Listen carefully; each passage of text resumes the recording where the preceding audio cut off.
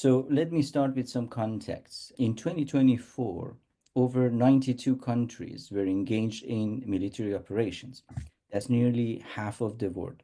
We now face the highest number of conflicts since the Second World War. At the moment, we have 56 ongoing wars globally. These are not only humanitarian crises, they are environmental catastrophes in disguise. Military activities, from fuel-intensive operations on a day-to-day basis to the disposal of decommissioned equipment and so on, contributes to more than 5% of global greenhouse gas emission. And as it's already mentioned, this is more than annual emissions of entire nations such as Russia. And we all know Russia is not a small country, it's a vast territory, and its entire emission is less than military emissions. That's more than people we already imagine, yet military emissions are largely invisible, hidden by exemptions in international treaties like Kyoto Protocol and completely omitted from the Paris Accords monitoring mechanism. This is such an important thing that we cannot monitor these emissions. So these 5% that I'm talking about right now is largely estimates, well, educated estimates. And we are in a situation that currently only 4 Annex 1 countries reported any military emissions to the UNFCCC last year. So none from the global south did report their military emissions, right? And for those of you who don't know what is Annex 1 countries, Annex 1 countries are, according to the UNFCCC, industrialized nations and economies in transition that have committed to specific climate action targets under the Kyoto Protocol. So our estimates suggest that the actual emissions from military activities could be 10 times higher than what's already reported. It just shows the stark reality. So this secrecy is no accident. It stems from long history of shielding military operations from climate accountability. But there's a question I think we must ask. If climate crisis threatens our national security, why are we not including the military in our climate policies? In fact, we are doing the opposite right now. While global military budgets rose sharply, all of you have heard in the news in the past maybe few months about increasing spendings on military in Europe, NATO countries, China, Russia, Middle East, and so on. At the moment, we are spending 30 times more on militaries than on climate action, right? So what happens as a result? The more escalating conflicts, the more degradation of forests, the more polluted water system, the more destroy of agricultural land, and more displacement of millions of people, as we can see nowadays happening in several war zones around the world. So in war zones, the environment is collateral damage. And in post-conflict recovery, environmental restoration is rarely a priority, even though local population often depends on degraded ecosystems for their survival.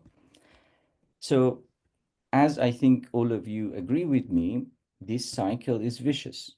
Environmental degradation breeds conflict, and conflict accelerates environmental collapse.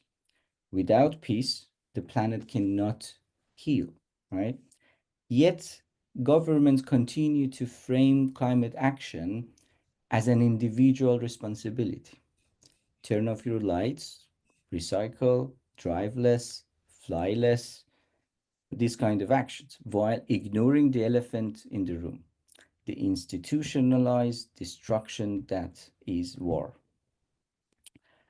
So our research aims to bring that reality into focus by systematically reviewing military-related environmental impacts across 4 stages: before conflicts, during conflicts, after conflicts, and long-term recovery. So the emissions during that long-term recovery.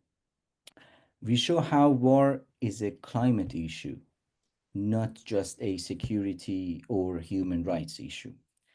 And we also explore overlooked themes. So not only looking at GHG emissions of military, which is something that many people have spoken about, but looking at water resources and water security, looking at land, agriculture, and food security, as well as natural ecosystem, things like aquatic and terrestrial wildlife, forest, wetlands, and so on.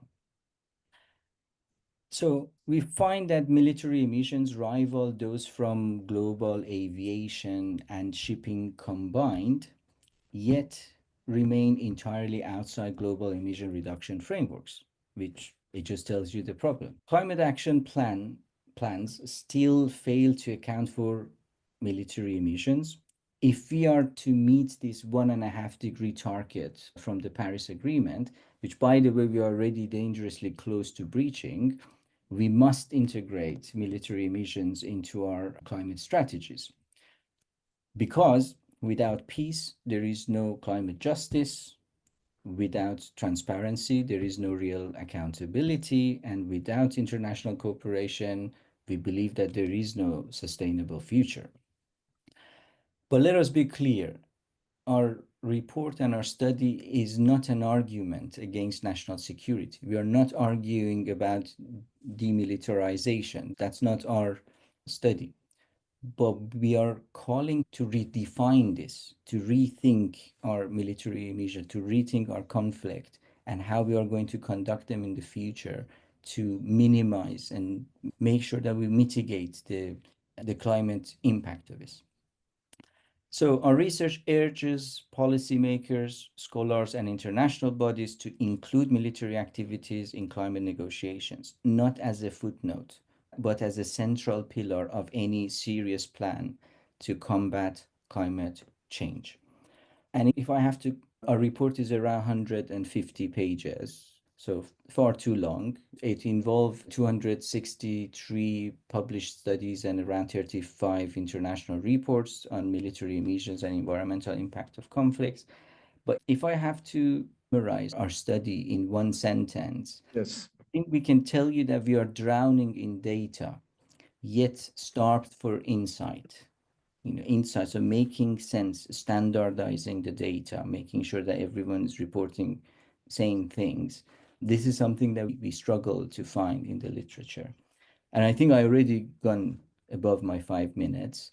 yeah, So just about, but it's I will bring you back when we open the conversation. But I have one question for you, which I thought you alluded to. I would have thought that one of the biggest challenges you would have had is getting hands on data on military activities and preparations, because many governments would see that as essentially part of the Official Secrets Act or confidential. So on one hand, you said you're drowning in data, but is that data from the government, from the military establishment, or secondary data? That there are a lot of the data are like patchy. So you have patchy data here and there. You get some data, for example, for a conflict that happened 20 years ago, but you don't necessarily get the data for current conflicts. And by the time that you get it, what can you do? You can just report what happened in the past. So we think that a mechanism to report data more transparently, considering all the secrecy around these things, we have to be realistic, right? So we are not asking military to come and tell us all their, I don't know, secret plans. Yes. But we want to basically, what we urge them is that let's work together to find a mechanism to report the data. So they are main stakeholder here and they should be engaged, I think, in all negotiations. Thank you, Soroush. Such important work. I'm glad that the report is, did you say 150 pages? But that's not too long. We need supplementary but stuff. Just amazing work, groundbreaking, and I'm sure it'll set the standards for many others in different parts of the world to start embarking on the methodology and how to do all of this. So please stay with us. We'll get back to the discussion soon.